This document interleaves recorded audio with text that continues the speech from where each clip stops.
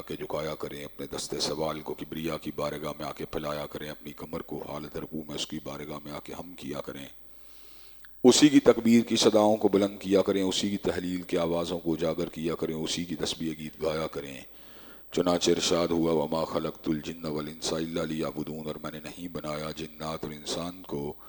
مگر اپنی پوجا، اپنی بندگی اور اپنی عبادت کے لیے۔ حمد و ثنا کے بعد عرب ہارب بنگنت اور بے شمار درود و سلام ہوں اس ہستی اقدس و مقدس پر کہ جن کا نام نامی اور اسم گرامی محمد کریم صلی اللہ علیہ وعلی آلہ وصحبہ وبارک وسلم ہے۔ اللہ رب العزت نے امام الہدیٰ علیہ الصلوۃ والتسلیم کو اہل کائنات کی ہدایت اور ان کی رہنمائی کے لیے مبعوث فرمایا، اور آپ کی ذات بابرکات کے ذریعے اہل کائنات کی ہدایت اور ان کی رہنمائی کا خوب بندوبست فرمایا۔ اللہ رب العزت نے امام الہدیٰ علیہ الصلوۃ والتسلیم کی سیرت طیبہ میں طرح طرح کی خصوصیات کو ودیت فرما دیا تھا، اور گوناگوں قسم کی صفات کو آپ کی ذات اقدس و مقدس کا حصہ بنا دیا تھا،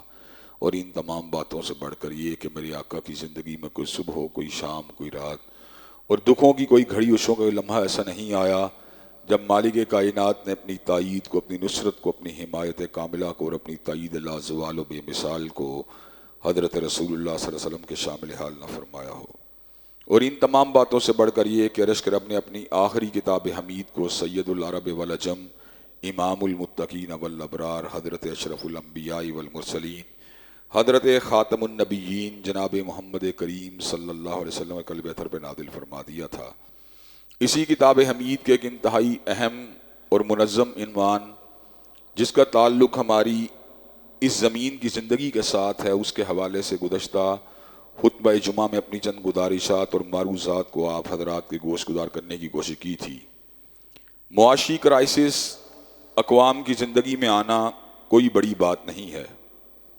اللہ تبارک و تعالی رزق کو بڑھانے والے بھی ہیں اور رزق کو کم کرنے والے بھی ہیں۔ کائنات کے اندر کوئی کیڑا، کوئی جانور، کوئی حشرات الارض، سمندر میں تیرنے والی کوئی مچھلی، بلوں میں رینگنے والی کوئی چیونٹی ایسی نہیں جس کا رزق اللہ کم الحاکمین کے ذمہ نہ ہو۔ بند پتھروں اور بندگاروں کے اندر بھی وہی اپنے بندوں اور اپنی مخلوقات کو رزق دینے والا ہے، اور کئی مرتبہ کثرت عبادت اور کثرت ریاضت کی وجہ سے کلام حمید سے یہ بات واضح ہوتی ہے کہ اللہ بسا اوقات اپنے اولیاء کے لیے رزق کا وہاں سے بھی انتظام کرتے ہیں کہ اسباب کی تحریک کے بغیر بھی اللہ رزق اپنے بندوں کو دے دیتے ہیں۔ سیدہ مریم کو رزق ملتا تھا، حضرت زکریا نے کہا یا مریم انا لکی ھذا، مریم یہ پھل کہاں سے آئے ہیں؟ تو سیدہ مریم نے کہا تھا ہوا من عند اللہ ان اللہ یرزق من یشاء بغیر حساب، یہ اللہ نے بھیجے ہیں اور اللہ جس کو چاہے رزق بلا حساب دیتا ہے۔ حضرت رسول اللہ صلی اللہ علیہ وسلم اللہ تبارک و تعالیٰ کے حبیب تھے، اور آپ کی احادیث سے یہ بات واضح ہوتی ہے کہ گروہ انبیاء کو یہ اعزاز حاصل ہے کہ اللہ تبارک و تعالیٰ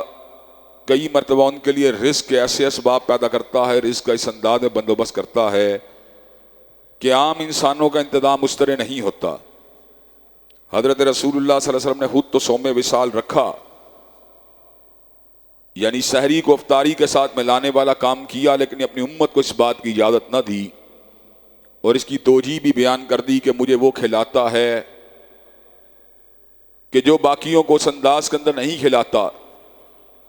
حضرات گرامی قدر، اور ہر انسان کی زندگی میں کئی مرتبہ ایسے موقع آتے ہیں جب اس کو رزق اس انداز میں ملتا ہے کہ اس کے وہم و گمان کے اندر بھی یہ بات نہیں ہوتی کہ رزق مجھے اس طرح مل جائے گا، بلکہ یہ بات کہیں تو غلط نہ ہوگی کہ انسان نے اپنے رزق کو کیا تلاش کرنا ہے، رزق خود اس کی تلاش میں ہوتا ہے۔ حضرات گرامی قدر، ہم جب دنیا اسباب میں آئے تو ہم نے اسباب کے ذریعے رزق کے حصول کی جستجو کو شروع کیا، لیکن جب ہم ابھی دنیا اسباب میں نہیں آئے تھے، عالم ارواح سے اپنی فقط ماں کے پیٹ میں منتقل ہوئے تھے، تو شکم مادر کے اندر رزق دینے والی ذات بغیر کسی کوشش اور جستجو کے کس کی ذات تھی؟ وہ اللہ کم الحاکمین کی ذات تھی، جس نے شکم مادر کے اندر اپنے بندوں کے رزق کا انتظام اس انداز کے اندر کیا کہ جو ماں کھاتی رہی وہی بچے کو ملتا رہا، جو ماں پیتی رہی وہی بچہ پیتا رہا۔ ایک ناف کے کنیکشن کے ذریعے اللہ تبارک و تعالیٰ اس کو رزق پہنچاتے رہے۔ اور ولادت کے بعد اللہ تبارک و تعالیٰ نے ماں کی جھولی ہی کے اندر اس کے لیے رزق کو جاری فرما دیا۔ اور حضرات گرامی قدر فقط انسانوں کے ساتھ ایسا نہیں ہوا، اللہ یعلم ما تحمل کل انثی، کائنات کی ہر مادہ جب حاملہ ہوتی ہے اس کے پیٹ میں موجود جو بچہ ہوتا ہے اس کو رزق اللہ تبارک و تعالیٰ دے رہے ہوتے ہیں۔ اور اس کی ولادت کے بعد اگر وہ میملز میں شامل ہے، ممالیہ جانور ہے، تو اس کے لیے دودھ کا انتظام اللہ تبارک و تعالیٰ کرتے ہیں۔ اگر وہ پرندہ ہے تو اپنی ماں اپنی چونچ کے ذریعے اپنے بچوں کی غذا کو اپنی چونچ کے ذریعے ان کی چونچ میں منتقل کرتی ہے۔ اگر وہ ریپٹائلز ایمفیبینز ہیں تو ان کی مائیں بھی ان کے لیے اسی انداز کے اندر کھانے پینے کا بندوبست کرتی ہیں جس انداز کے اندر اللہ تبارک و تعالیٰ نے دیگر مخلوقات کے لیے کھانے کو جاری فرما دیا، پینے کو جاری فرما دیا۔ دنیا میں ہزارہ مخلوقات ہیں، مکھی ایک الگ مخلوق ہے، مچھر ایک الگ مخلوق ہے، لال بیگ ایک الگ مخلوق ہے، مگرمچھ ایک الگ مخلوق ہے،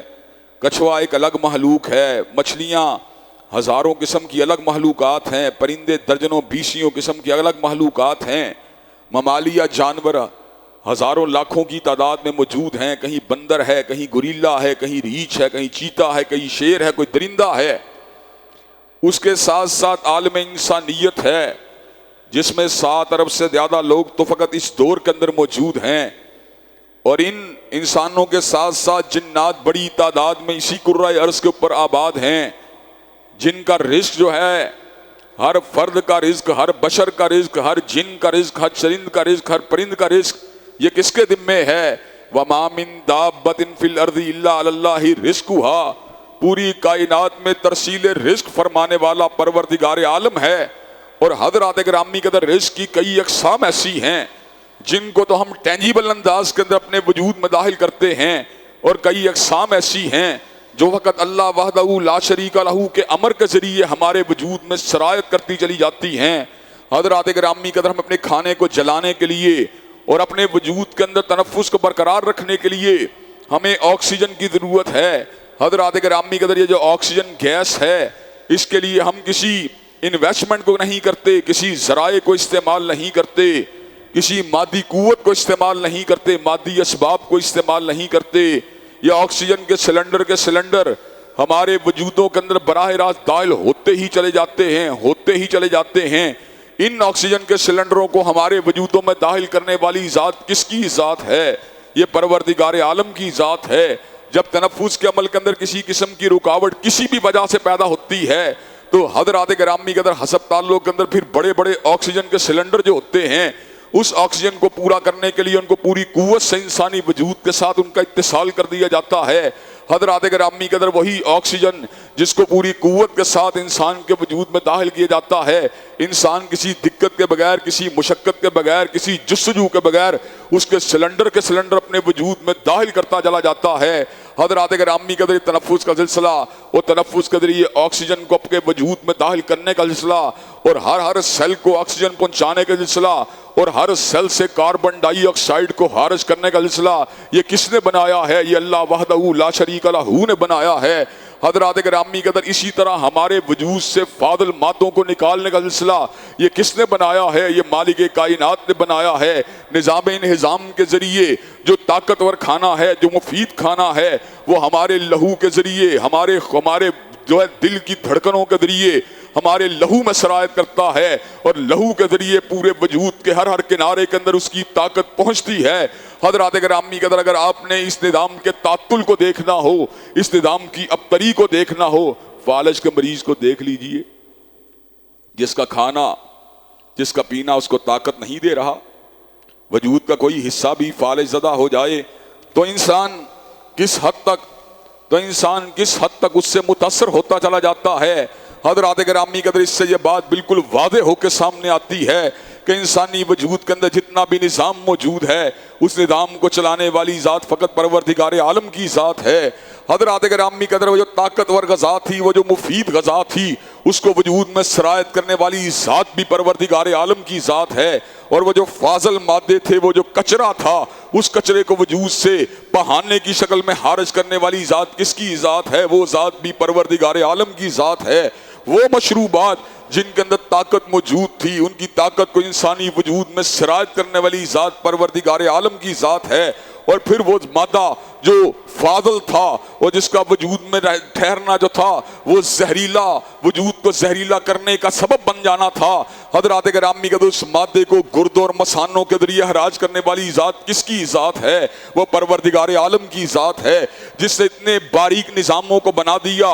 جس نے کھانے کے جلانے کے لیے انسانی وجود میں تیزاب کو پیدا کیا، HCl کو پیدا کیا، جس نے انسانی وجود کا تنفس کو جاری کرنے کے لیے پھیپھڑوں کو پیدا کیا، اور جس نے انسانی وجود سے فاضل مادوں کے اخراج کے لیے گردوں مثانوں کو پیدا کیا۔ حضرات گرامی کے اندر یہ کیوں کر ممکن ہے کہ عالم اسباب کے اندر قدم رکھنے کے بعد اس کی ذات جو ہے وہ انسانوں سے بے نیاز ہو جائے، انسانوں سے مستغنی ہو جائے۔ حضرات گرامی کے اندر وہ ذات جس نے شکم مادر کے اندر رزق کا بندوبست فرما دیا اور عالم موجودات میں آنے کے بعد مختلف نظاموں کو انسان کے وجود کے اندر جو تھا ایڈجسٹ فرما دیا۔ حضرات گرامی کے اندر عالم اسباب کے اندر رزق دینے والی ذات بھی اسی پروردگار عالم کی ذات ہے۔ دکھ کا مقام یہ ہے اور تعصب کا مقام یہ ہے اور مصیبت کا مقام یہ ہے اور آفت کا مقام یہ ہے اور المیہ کا مقام یہ ہے۔ ہم رزق کو تلاش عبد الرزاق کے پاس تو جا کے کرتے ہیں، عبد الوہاب کے پاس جا کے تو کرتے ہیں، عبد الباسط اور عبد الرب کے پاس تو جا کے کرتے ہیں،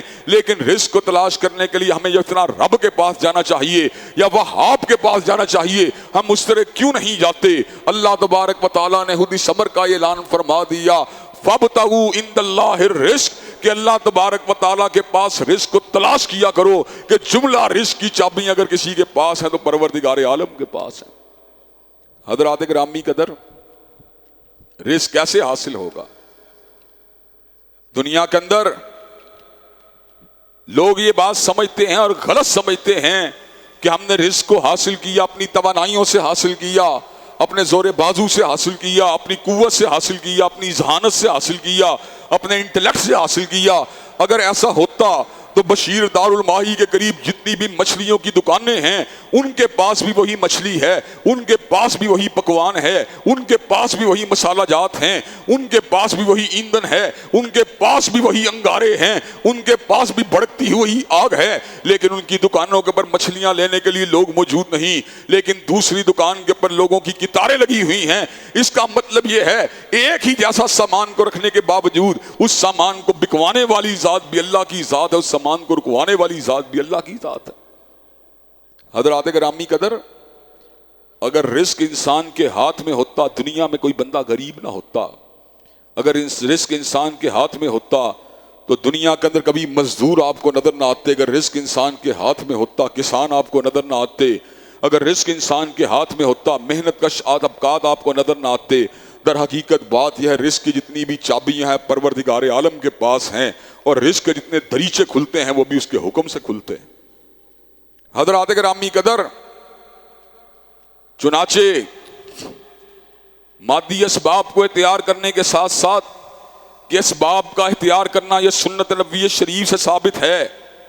اسباب کو اختیار کرنے میں کوئی حرج کی بات نہیں ہے، لیکن اسباب پہ توکل کرنا یہ شرک ہے، یہ حرام ہے۔ اسباب کا اختیار کرنا گو سنت نبوی شریف سے ثابت ہے، لیکن اسباب ہی کو رزاق سمجھ لینا یہ بہت بڑی کوتاہی کی بات ہے، یہ بہت بڑی عقیدے کی خرابی کی بات ہے۔ ڈاکٹر کے پاس دوائی تو موجود ہے لیکن شفا پروردگار عالم کے پاس ہے، اور جو ہے گندم کی دکان والے کے پاس آٹا تو موجود ہے لیکن رزق پروردگار عالم کے پاس ہے۔ حضرات گرامی کے اندر چنانچہ انسانوں کو ہر حالت کے اندر مادی اسباب کو اختیار کرتے ہوئے اللہ تبارک و تعالیٰ کی طرف ان اسباب کے ساتھ رجوع کرنا چاہیے جو شرعی اسباب ہیں، جن کو اللہ تبارک و تعالیٰ نے اختیار کرنے کا حکم دیا، جو اللہ تبارک و تعالیٰ کے ساتھ تعلق کا ذریعہ ہیں۔ ان تعلقات کو استوار کرنے کے بعد خود بخود اللہ تبارک و تعالیٰ انسانوں کے رزق میں اضافہ فرما دیتے ہیں۔ حضرات گرامی قدر، اور ہر سبب پہ اگر غور کیجئے تو اس میں کامن سینس کی پوری اپلیکیشن بھی ساتھ نظر آتی ہے، یعنی جو عقل فطرت ہے، یعنی جو فطری عقل اللہ تبارک و تعالیٰ نے انسان کو عطا کی ہے، اور جو سلامت روی اللہ تبارک و تعالیٰ نے انسانوں کو عطا کی ہے، اس سلامت روی کی بنیاد کے اوپر غور کرے اگر انسان تو حضرات گرامی قدر ہر نقطے سے یہ بات واضح ہوتی ہے کہ رزق اگر اللہ تبارک و تعالیٰ انسانوں کو اس بنیاد پہ دیتا ہے تو عقلی بنیاد، تو عقلی اعتبار سے بھی یہ بنیاد انتہائی مضبوط ہے، عقلی اعتبار سے بھی یہ بنیاد انتہائی مستحکم ہے، عقلی اعتبار سے بھی اس بنیاد میں اتنی طاقت موجود ہے کہ رزق کے دروازے اس کی وجہ سے کھلنے چاہیے۔ حضرات گرامی قدر، میں نے پہلی بنیاد کا ذکر گزشتہ خطبہ جمعہ میں آپ حضرات کے سامنے کیا تھا کہ جب انسان تقوی کو اختیار کرتا ہے کہ تقوی اللہ تبارک و تعالیٰ کی عشیت کو اختیار کرتے ہوئے گناہوں سے اجتناب کا نام ہے۔ حضرات گرامی قدر، میں دنیا میں سمجھانے کے لیے مثال دیتا ہوں، اللہ تعالیٰ کی ذات مثالوں سے بلند و بالا ہے۔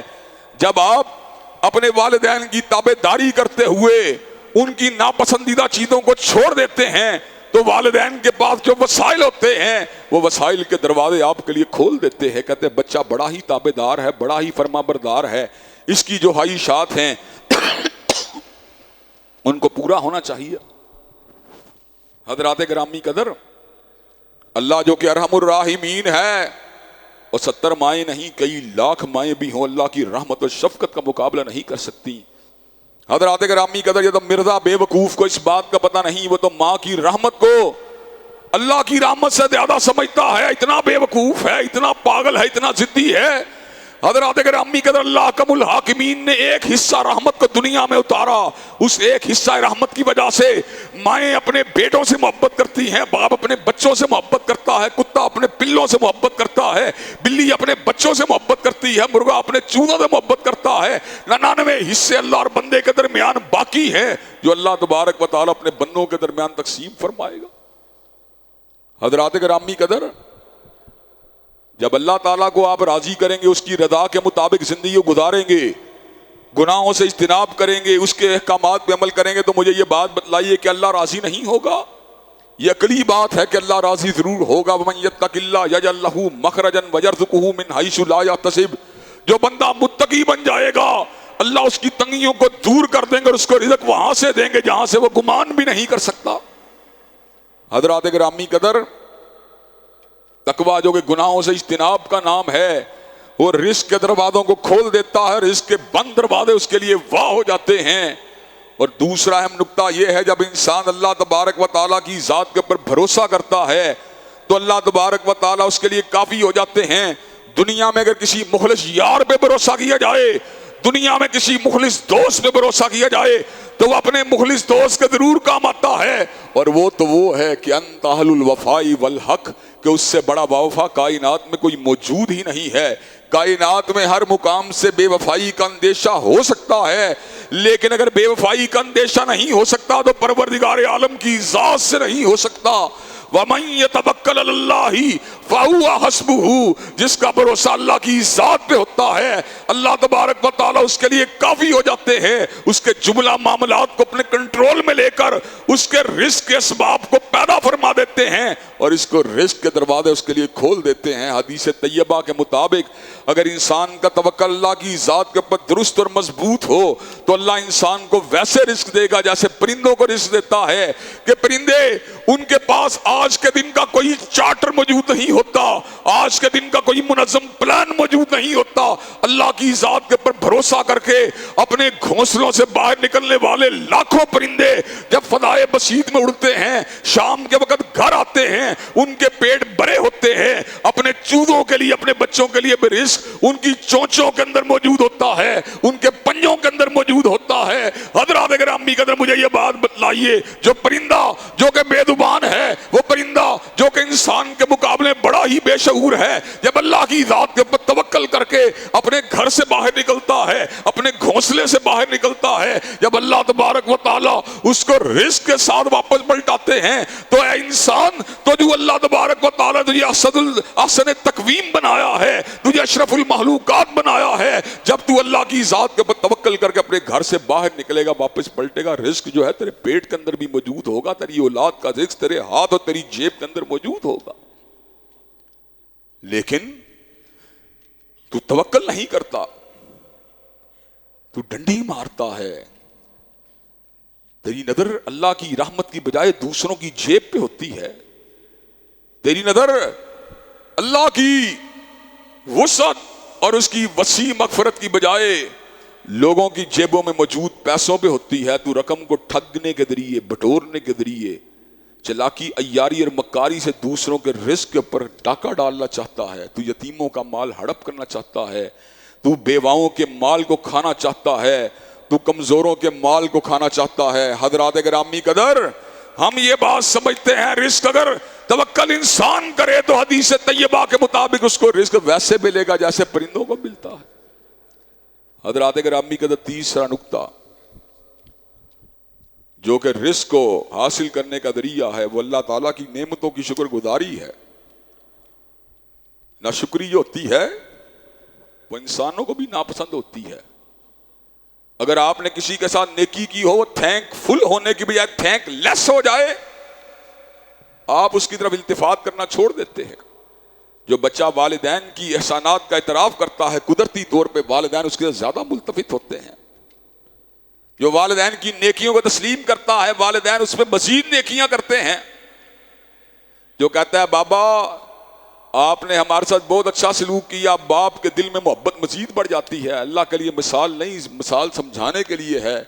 اللہ نے خود اعلان فرما دیا، لئن شکرتم لازیدنکم ولئن کفرتم ان عذابی لشدید۔ تم میری نعمتوں کا شکر ادا کرو، نعمتوں کو بڑھا دوں گا، ناشکری کی میری پکڑ بڑی ہی شدید ہے۔ شکر کے درجے 3 ہیں۔ ایک درجہ شکر یہ ہے کہ دل کے اندر یہ احساس ہو جو بھی میرے پاس رزق موجود ہے یہ میرے زور بازو سے نہیں آیا، اللہ کے فضل سے آیا ہے۔ زبان سے الحمدللہ کے الفاظ موجود ہوں کہ اللہ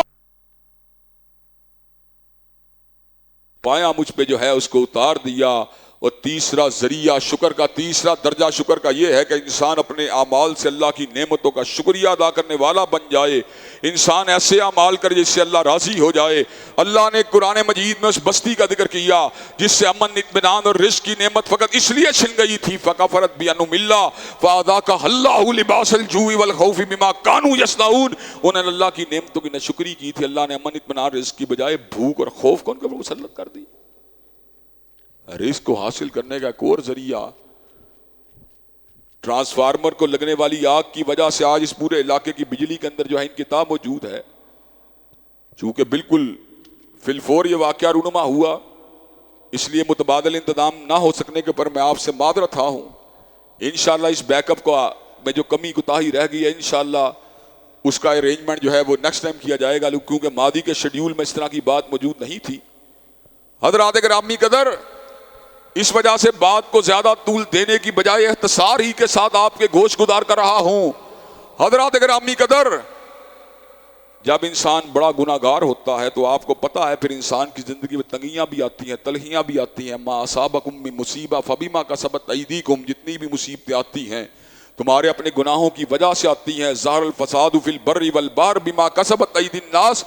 خشکیوں تریوں میں انسانوں کے نامہ اعمال کی سیاہی نے فساد کو ظاہر کر دیا ہے۔ حضرات گرامی قدر، جب انسان اپنے گناہوں کے اوپر ندامت کے آنسوؤں کو گراتا ہے اور اللہ سے مغفرت کو طلب کرتا ہے، پھر رزق پتہ کیسے آتا ہے؟ فَقُلْتُ اسْتَغْفِرُوا رَبَّكُمْ إِنَّهُ كَانَ غَفَّارًا يُرْسِلِ السَّمَاءَ عَلَيْكُمْ مِدْرَارًا وَيُمْدِدْكُمْ بِأَمْوَالٍ وَبَنِينَ وَيَجْعَلْ لَكُمْ جَنَّاتٍ وَيَجْعَلْ لَكُمْ أَنْهَارًا۔ اپنے پروردگار سے اپنے گناہوں کی معافی مانگا کرو، وہ تمہارے پہ فراواں بارشوں کا نزول فرمائے گا، وہ تمہارے مال میں اضافہ کر دے گا، تمہارے بیٹوں میں اضافہ کر دے گا، تمہارے نہروں کا روا فرما دے گا، تمہارے لیے کھیتوں کو آباد کر دے گا۔ حضرات گرامی قدر، بدکار بندہ اللہ کو بڑا ناپسند ہے۔ گندی نظر والا، گندی حرکات والا، گندے ہاتھوں والا، گندے کردار والا، ناپاک دامن والا بندہ اللہ کو بڑا ناپسند ہے۔ اس دامن کو پاک کرنے کے لیے تدابیر ہوتی ہیں، ان تدابیروں میں سے اہم ترین تدبیر یہ ہے کہ انسان نکاح کر لے۔ جب انسان پاک دامنی کے لیے نکاح کرتا ہے اللہ کتنا راضی ہوتے ہیں۔ وَانكِحُوا الْأَيَامَ مِنكُمْ وَالصَّالِحِينَ مِنْ عِبَادِكُمْ وَإِمَائِكُمْ إِنْ يَكُونُوا فُقَرَاءَ يُغْنِيهِمُ اللَّهُ مِنْ فَضْلِهِ۔ اگر انسان جو ہے جب اپنی پاک دامنی کے لیے نکاح کرتا ہے، اگر فقیر بھی کیوں نہ ہو اللہ اس کو غنی فرما دیتا۔ حضرات گرامی کہتے جب زمین کے اوپر انسان کو تنگ کیا جائے اور دارالکفر میں انسان کو اس کے اعمال کی بجاوری سے روکا جائے اور انسان اس بات کو محسوس کرے کہ زندگی آمد برائے بندگی تھی اور بندگی کے بغیر معاملات نہیں سمجھ سکتے، اور وہ اپنے دار الپیدائش کو اور اپنے علاقۂ ولادت کو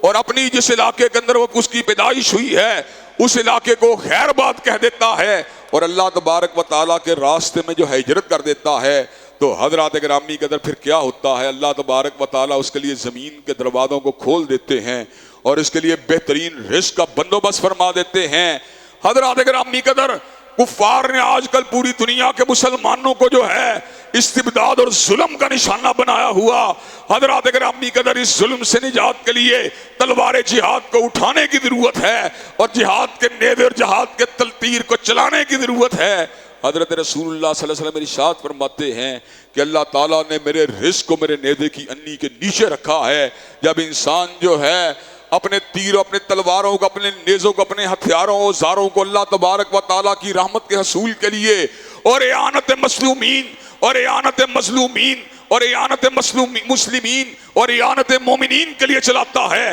تو اللہ تبارک و تعالیٰ اس کے لیے رزق کے دروازوں کو کھول دیتا ہے۔ حضرات گرامی قدر جب انسان پریشان ہوتا ہے اور پریشانی کے عالم کے اندر اللہ تبارک و تعالیٰ کی بارگاہ میں اپنے ہاتھوں کو پھیلا کے دعا مانگتا ہے کہ اللہ تبارک و تعالیٰ رزق دینے والی ذات تیری ذات ہے، تو اللہ تبارک و تعالیٰ اس کے لیے رزق کا بہترین انداز میں بندوبست فرما دیتے ہیں۔ میں نے زندگی میں کئی مرتبہ رزق کی تنگیوں کو دیکھا، اس حد تک بھی تنگی کو دیکھا کہ ذاتی مکان سے محروم ہوا اور کئی برس تک کرائے کے مکان میں زندگی گزارنے کے پر مجبور ہوا۔ حضرات گرامی قدر ان ایام کے اندر جن کی تعداد 6 سال کے پر محیط ہے، جب میں نے اپنی زندگی کے اندر ایک فراڈ کی وجہ سے، دھوکہ دہی کی وجہ سے اپنے بنیادی اثاثوں سے محروم ہو گیا، حضرات گرامی قدر ان ایام کے اندر جب میرا دماغ بڑے ہی دباؤ کے اندر اور میرے اعصاب بڑے ہی تناؤ کے اندر تھے، حضرات گرامی قدر، اور میں دائیں بائیں اپنی مشکل سے نکلنے کے لیے ہاتھوں اور پیروں کو مار رہا تھا اور اپنی انانیت اور اپنے وقار کا خیال کرتے ہوئے اپنے بہن بھائیوں، اپنے عزیز و اقارب دوستوں کے سامنے ہاتھوں کو پھیلانے سے کترا رہا تھا۔ میرے سامنے ایک ہی منظر تھا اور منظر یہ تھا کہ مدین کے گھاٹ کے اوپر جس وقت سیدنا موسیٰ علیہ السلام موجود تھے اور اس موقع کے اوپر نہ ان کے پاس کوئی ذرائع تھے نہ اسباب تھے، تو انہوں نے اللہ سے ایک ہی دعا مانگی تھی، ربی انی لما انزلت الی من خیر فقیر، اللہ تبارک و تعالی مجھے فقیر کی جھولی میں خیر کو ڈال دے۔ تو اللہ نے کھانے کا انتظام نہیں کیا بلکہ کھانا پکانے والی کا بھی انتظام کیا۔ حضرات گرامی قدر رزق کے دروازے تہجد گزاری سے کھلتے ہیں، رزق کے دروازے راتوں کے اندر اللہ کی بارگاہ میں آ کے گڑ گڑانے سے کھلتے ہیں، رزق کے دروازے اس کی بارگاہ میں آ کے اپنے ہاتھوں کو پھیلانے سے کھلتے ہیں۔ حضرات گرامی قدر جب اس کی بارگاہ میں آ کے دعاؤں کو مانگا جاتا ہے تو وہ خود ارشاد فرماتا ہے وَإِذَا سَأَلَكَ عِبَادِي عَنِّي فَإِنِّي قَرِيبٌ، جب میرے بندے میرے بارے میں سوال کرتے ہیں بس بے شک میں قریب ہوں، اجیب دعوت الداعی اذا دعان، اور ہر پکارنے والے کی پکار کا جواب دیتا ہوں جب وہ مجھے پکارتا ہے۔ حضرات گرامی قدر جب انسان اپنے وسائل اور صلاحیتوں کو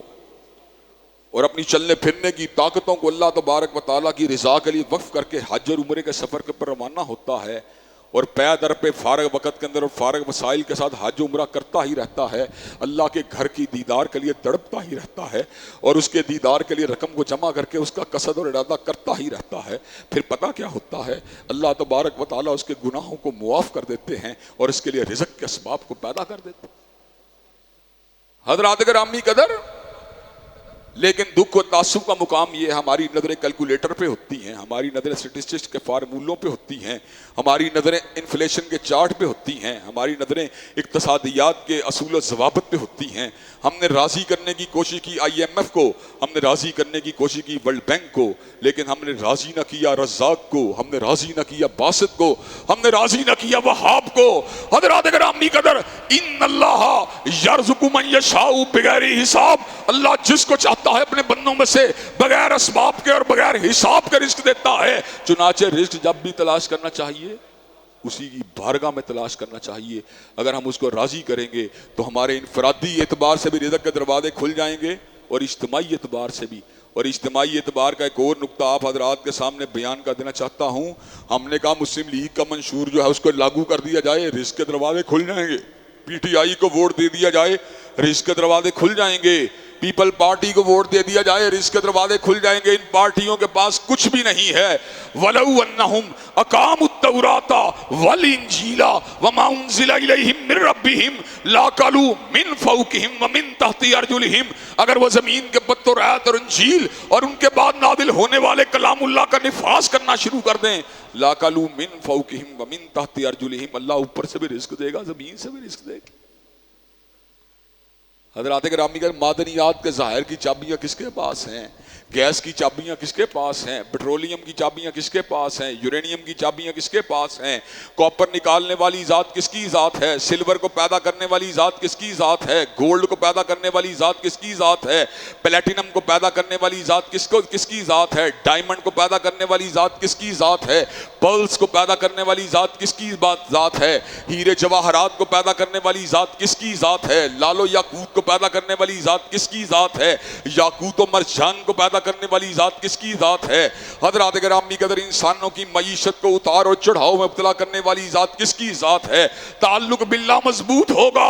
اور ان ذرائع کو اختیار کیا جائے گا جو رزق کے دروازوں کو کھولتے ہیں. انشاءاللہ رزق کے دروازے کھلتے ہی چلے جائیں گے, کھلتے ہی چلے جائیں گے, کھلتے ہی چلے جائیں گے. اللہ ہماری انفرادی اور اجتماعی معیشت کو بہتر بنا دے اور ہمیں ان اسباب اور ذرائع پہ عمل پیرا ہونے کی توفیق دے جن کے اوپر عمل کر کے ہم صحیح طور کے اوپر رزق کو حاصل کر سکتے ہیں. وآخر دعوانا الحمدللہ رب العالمین. الحمدللہ نحمدہ ونستعینہ ونستغفرہ ونؤمن بہ ونتوکل علیہ ونعوذ باللہ من شرور انفسنا ومن سیئات اعمالنا. من یہدہ اللہ فلا مضل لہ ومن یضلل فلا ہادی لہ واشہد ان لا الہ الا اللہ واشہد ان محمدا عبدہ ورسولہ صلی اللہ علیہ وسلم. اما بعد فإن خیر الحدیث کتاب اللہ وخیر الہدی ہدی محمد صلی اللہ علیہ وسلم وشر الامور محدثاتها وكل محدثۃ بدعہ وكل بدعۃ ضلالہ وكل ضلالۃ فی النار. حضرات گرامی قدر رزق کی چابیاں پروردگار عالم کے پاس ہیں اور چابیاں اللہ نے اور اس کے رسول نے ہم کو بتلا دی ہیں. تقویٰ کو اختیار کرنے والا, توبہ کے راستے کو اختیار کرنے والا, شکر کے راستے کو اختیار کرنے والا, جہاد کے راستے کو اختیار کرنے والا, ہجرت کے راستے کو اختیار کرنے والا, پاک دامنی کے لیے نکاح کرنے والا اور وسائل کو بروئے کار لاتے ہوئے اللہ کے راستے میں حج و عمرہ کرنے والا. اللہ تبارک و تعالیٰ ان لوگوں کے رزق میں اضافہ کر دیتے ہیں اور ہر موقع پہ اتار و چڑھاؤ کے دوران اللہ کی ذات کے اوپر بھروسہ کرنے والے کے لیے اللہ تبارک و تعالیٰ کافی ہو جاتے ہیں. تقویٰ کو اختیار کرنے والے کو اللہ رزق وہاں سے دیتے ہیں جہاں سے وہ گمان بھی نہیں کر سکتا. چنانچہ کاروبار انفرادی ہو یا معیشت مملکت کی ہو, اس معیشت کو صحیح کرنے کے لیے ہمیں ان ذرائع کو اختیار کرنا چاہیے جن کا حکم اللہ اور اس کے رسول نے دیا ہے. حضرات گرامی قدر اس کے ساتھ ساتھ دو تین اہم امور کی طرف آپ کی توجہ کو مبذول کروانا ضروری سمجھتا ہوں. 6 ستمبر 1965 کا دن تاریخ پاکستان کا ایک عظیم الشان دن ہے. اس وقت قوم متحد تھی اور پاکستان کی عسکریت کے اندر اور قوم کے درمیان کوئی دھڑاڑ موجود نہیں تھی. ہماری قوم بھی جذبہ جہاد سے سرشار تھی اور ہماری افواج بھی جذبہ جہاد میں پوری طرح کاربند تھی. حضرات گرامی کے اللہ کی ذات کے اوپر توکل تھا, اللہ کی ذات کے اوپر بھروسہ تھا. دشمن کی خوف کی بجائے اللہ تبارک و تعالیٰ کی خشیت تھی. اللہ تبارک و تعالیٰ نے دشمنوں کو ناکام و نامراد کر دیا. آج پھر دفاع پاکستان کو ناقابل تسخیر بنانے کے لیے جہاں پر ایٹمی اسلحہ, میزائل ٹیکنالوجی اور دفاعی ٹیکنیکس کو بڑھ چڑھ کے اختیار کرنے کی ضرورت ہے, وہیں پر اللہ تبارک و تعالیٰ کی ذات کے اوپر بھروسہ اختیار کرنا اور قوم اور فوج کے درمیان دراڑوں کو ختم کرنا یہ بھی وقت کی اہم ترین ضرورت ہے. کم من فیۃ قلیلۃ غلبت فیۃ کثیرۃ باذن اللہ. کتنے ہی گروہ جو تعداد میں تھوڑے تھے اللہ نے ان کو بہتوں کے اوپر غالب کر دیا اور اللہ تبارک و تعالیٰ کی مدد صبر کرنے والوں کے ساتھ ہوتی ہے. 7 ستمبر 1974 کا دن پاکستان کی تاریخ کا ایک عظیم الشان دن ہے. وہ دن وہ تھا جب قرآن مجید کی آیات بینات پر اور احادیث متواترہ پر اور اجماع امت کے اوپر قانونی شکل کے اندر مہر تصدیق کو ثبت کر دیا گیا. حضرات گرامی قدر مرزا ناصر بتیرا چیختا رہا, بتیرا چلاتا رہا, ہم یہ ہیں, ہم وہ ہیں. حضرات گرامی قدر علماء اسلام کے ساتھ مذاکرے کے اندر اس کو شکست ہوئی اور اس کو منہ کی کھانی پڑی اور پاکستان کی پارلیمان نے یونینیمس ڈیسیژن دے دیا جو حضور علیہ السلام کی ختم نبوت کو نہیں مانتا, جو آپ کو آخری نبی نہیں مانتا, جو آپ کو آخری رسول نہیں مانتا اور آپ کو آخری صاحب الہام اور صاحب شریعت شخصیت نہیں مانتا وہ دارہ اسلام سے خارج ہے۔ چنانچہ مرزائیت کے اوپر، ان کے کفر کے اوپر، ان کی زندگیت کے اوپر، ان کے ارتداد کے اوپر مہر تصدیق کو ثبت کر دیا گیا۔ سازشیں ہوتی رہیں بلوں کے اندر ٹیمپرنگ کے ذریعے، حرمت رسول اللہ کے قوانین کے ساتھ اور ختم نبوت کی آئینی شکوں کے ساتھ کھلواڑ کی کوششیں ہر دور میں ہوتی رہیں، لیکن علماء اسلام، علماء دین سر بکف رہے۔ اللہ کے فضل و کرم سے ہمارے کابرین نے، ہمارے اسلاف نے، ہمارے آباء و اجداد نے چوکھٹ ختم نبوت کی چوکیداری کی تھی۔ ان کے بعد بھی دور حاضر کے جید علماء کی معیت کے اندر ہم ایسے کمزور اور گناہگار لوگ بھی چوکھٹ ختم نبوت کی چوکیداری کا فریضہ انجام دے رہے ہیں، اور وہ وقت بھی آئے گا جب ہماری لاشوں کو قبروں میں اتار دیا جائے گا، لیکن ہم حرمت رسول اللہ کو اور اس سے وابستگی کو اور ختم نبوت کی محبت کو اپنی اولادوں کے سینوں کے اندر منتقل کر کے جائیں گے۔ ہمارے بعد بھی ہماری اولادیں، ہمارے پوتے، ہمارے پڑ پوتے، ہمارے رفقا اور ان کی اولادیں اور ان کے پوتے پڑ پوتے ختم نبوت کی جنگ لڑتے رہیں گے۔ قیامت کی صبح تک ختم نبوت زندہ باد کے نعرے لگتے رہیں گے اور مرزائیت مرد آباد کے نعرے بھی لگتے رہیں گے۔ حضرات گرامی قدر، چوکھٹ ختم نبوت کے تحفظ کے لیے جس آئینی یقین دہانی کو کروایا گیا اور جس سے کھیلنے کے لیے کبھی مسلم لیگ کے زعماء میدان عمل میں اتر آتے ہیں اور کبھی تحریک انصاف کے زعماء ان کے بارے میں جو سافٹ کارنر کو اختیار کر کے میدان عمل میں اتر آتے ہیں، حضرات گرامی قدر، مرزائیت کو جو آئینی اعتبار سے کارنر کیا گیا، کیا آپ اس آئینی شکوں کے اوپر پیرا دینے کے لیے تیار ہیں؟ انشاءاللہ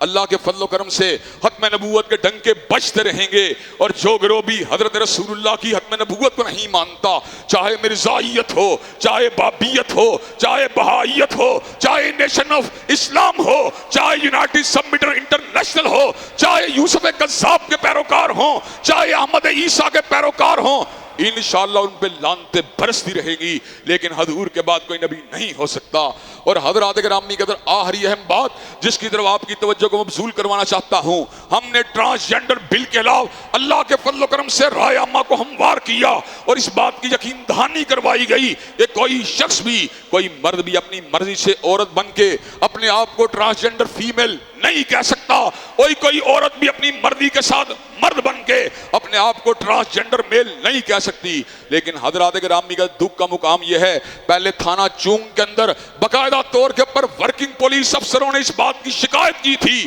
یہاں پہ ٹرانسجینڈر فیمیل کو بھرتی کر کے عورتوں کی عصمت کے اوپر، ان کی آبرو کے اوپر حملہ کرنے کے مواقع اور امکانات کو پیدا کیا جا رہا ہے۔ آج پنجاب یونیورسٹی اور لاہور وومن یونیورسٹی اور گریڈ یونیورسٹی کی طالبات جو ہیں وہ آج ہم سے رابطہ کر رہی ہیں اور ہمیں یہ بات بتلا رہی ہیں کہ اخباروں میں ایڈورٹیزمنٹ کو دیا جا رہا ہے کہ خواتین کے تعلیمی اداروں کے اندر ٹرانسجینڈر فیمیل کی سیٹوں کو بھی رکھا گیا ہے۔ حضرات گرامی قدر، جس کلاس کے اندر مرد عورت بن کے بیٹھا ہوگا، مجھے یہ بات بتلائیے وہاں عورت کی آبرو کا عالم کیا ہوگا، وہاں پہ عورت کی عصمت کا عالم کیا ہوگا۔ حضرات گرامی کا ہم نے یہ وطن اگر حاصل کیا، نہ ہم جنس پرستی کے لیے حاصل کیا، نہ عملے قوم لوط کے لیے حاصل کیا، نہ زناکاری کے لیے حاصل کیا، نہ بدکرداری کے لیے حاصل کیا، ہم نے یہ وطن اگر حاصل کیا، پاکیزگی کے لیے حاصل کیا، طہارت کے لیے حاصل کیا، للہیت کے لیے حاصل کیا، تزکیہ نفس کے لیے حاصل کیا، پردےداری کے لیے حاصل کیا، شرم کے لیے حاصل کیا، حیا کے لیے حاصل کیا، حجاب کے لیے حاصل کیا، نقاب کے لیے حاصل کیا۔ حضرات گرامی کے ہم اس بے حیائی کو اور جبری جو تسلط ہے اقوام مغرب کا اور تہذیب مغرب کا، اس کو قبول نہیں کر سکتے۔ حضرات گرامی قدر، کیا آپ ٹرانسجینڈر جو سیٹیں کریٹ کی گئی ہیں خواتین کے تعلیمی اداروں کے اندر، ان کے علاوہ آبادوں کو اٹھانے کے لیے تیار ہیں انشاءاللہ؟ کیا اپنی بہنوں اور بیٹیوں کی آبرو کے تحفظ کے لیے آبادوں کو اٹھانے کے لیے تیار ہیں انشاءاللہ؟ اللہ کے فضل و کرم سے خون دل دے کے نکھاریں گے رخ برگ گلاب، اور ہم نے گلشن کے تحفظ کی قسم کھائی ہے۔ ان اللہ یامر بالعدل والاحسان وایتاء ذی القربى وینہی عن الفحشاء والمنکر والبغی سبحان ربک رب العزۃ عما یصفون والسلام علی المرسلین والحمد للہ رب العالمین۔